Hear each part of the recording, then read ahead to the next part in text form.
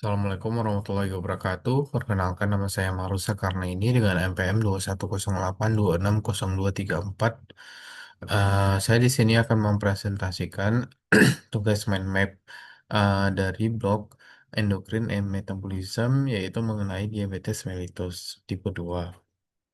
Baik. Adapun definisi dari diabetes mellitus tipe 2 ini adalah kelainan metabolik dengan karakteristik hiperglikemia dengan gangguan metabolisme karbohidrat, protein, dan lipid. Lalu ada untuk etiologinya itu yaitu resistensi insulin pada hati, otot, dan jaringan adiposa. Ada juga disfungsi sel beta pankreas akibat glukotoksisitas deposit amiloid. Juga ada faktor penyerta lainnya seperti obesitas, genetik, seperti genetik TCF7L2, PPARY, dan peradangan.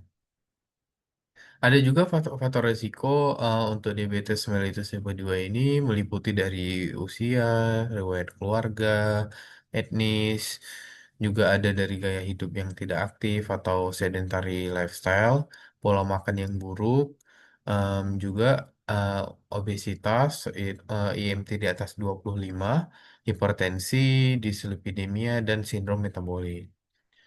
Baik, saya manifestasi klinis untuk diabetes mellitus tipe 2 ini khasnya itu dia ada di poliuria, sering kencing, polidipsia, dan polifagia, sering merasa haus dan sering merasa lapar.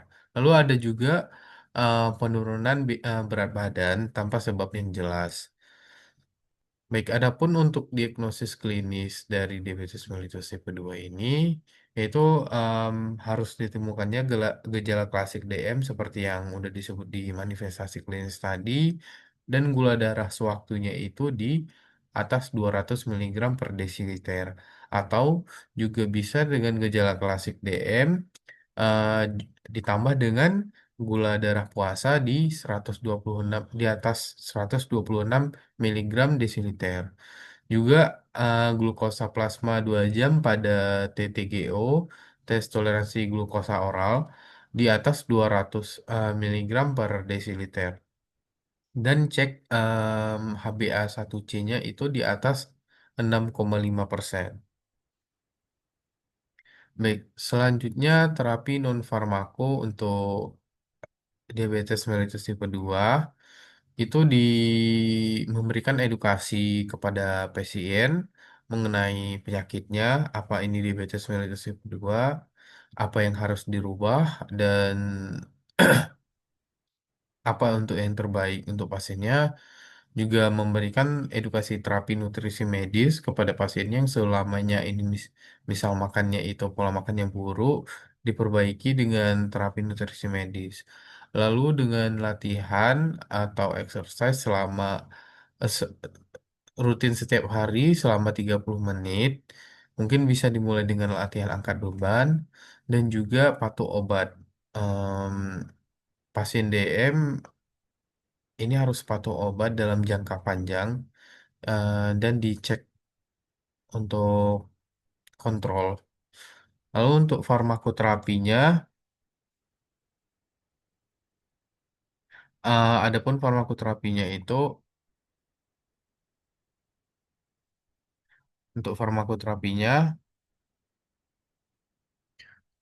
bagan sat- dalam bagian satu algoritma pengelolaan DM tipe 2 ini di konsensus Perkani 2015 algoritma pengelolaan DM tipe 2 di Indonesia yaitu dengan pertama diawali dengan modifikasi hidup sehat.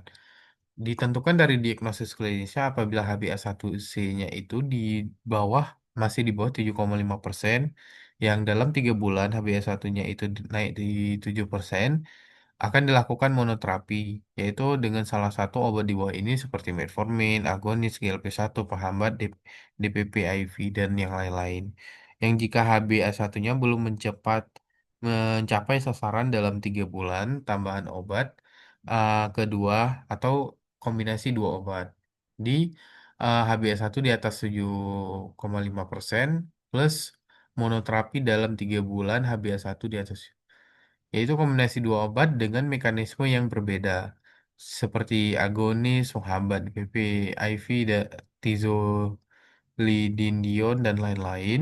Yang jika HbS1 belum mencapai sasaran dalam 3 bulan, tambahkan obat ketiga, kombinasi 3 obat seperti ini, yang obatnya itu ada agonis GLP dan lain-lain. Yang jika HbS1 juga belum mencapai sasaran dalam 3 bulan, mulai terapi insulin atau insertlasi terapin insulin. Ini kombinasi 2 obat, kombinasi 3 obat. Jika tidak berhasil, maka akan diberikan insulin. Tambahkan insulin atau intensifikasi insulin. Baik, lalu selanjutnya pada komplikasi DM tipe 2, di fase akutnya itu pasien bisa ke ketoasidosis diabetik, juga bisa mengarah ke hipersmolar non ketotik, lalu hipoglikemi. Dan pada fase kronis itu pasien bisa mengalami makroangiopati dan mikroangiopati. Baik, mungkin sekian referensi yang saya bawakan. Berikut adalah, oh, mungkin presentasi sekian yang akan saya bukan. Berikut adalah mungkin referensi yang saya em, bawakan dari mind map ini, yaitu dari CYJ Dahlan R ETEAL, yaitu novel therapeutic for type 2 diabetes mellitus. Lalu ada dari Schwerlin DL Svancharak B ETEAL, yaitu tipe 2 diabetes mellitus, a comprehensive review of pathophysiology, comorbidities and emerging trophies. Lalu ada dari Goseh N, ETEAL, yaitu tipe 2 diabetes mellitus, neopathogenic mechanism, treatment and most important is important complication.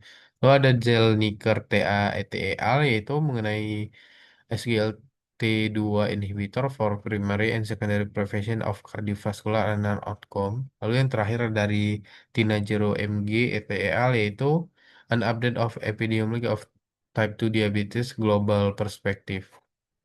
Baik, mungkin sekian presentasi yang akan saya bawakan. Saya tutup dengan doa kafaratul majelis. Subhanakallahumma wa bihamdika asyhadu an la ilaha illa anta astaghfiruka wa atubu ilaik. Terima kasih.